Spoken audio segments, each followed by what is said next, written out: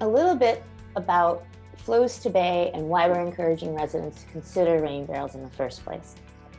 Flows to Bay, the San Mateo County-wide water pollution prevention program, was established to reduce and prevent pollution carried by stormwater into local creeks, our bay, and our ocean.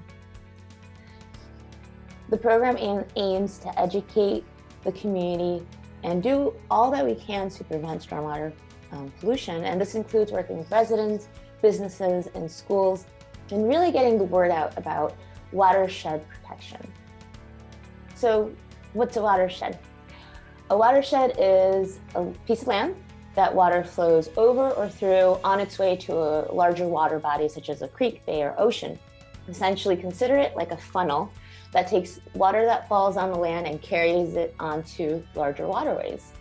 And in fact, every single person in the world lives in a watershed.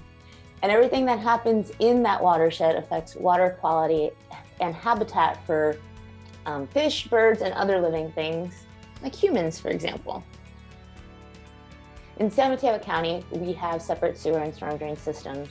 This means that the water that flows down into storm drains goes directly into our water bodies untreated, whereas internal plumbing, say inside your homes or businesses, those enter the sewer system and they get piped through a wastewater treatment plant. Water is treated, and there are municipalities such as San Francisco that has a combined system, but in San Mateo County, we do have the two separate systems. This means that water from irrigation or sprinkler systems, as well as rainwater, travel across hard surfaces, picking up things along the way, which ultimately end down a storm drain. And like I said before, untreated, going into our creeks, bay, and ocean. So some common stormwater pollution sources include our friend Fido. If we're not picking up after him or her, that will eventually end up down our storm drain. Other things, auto fluids and emissions. And also, not such a fun fact here, but that bottom picture that shows the pretty little rainbow at the bottom middle is actually an indicator that oil is present in water. It's refracting light. So just remember, rainbows in the sky are great and beautiful. Rainbows in our puddles and water, something we want to avoid completely.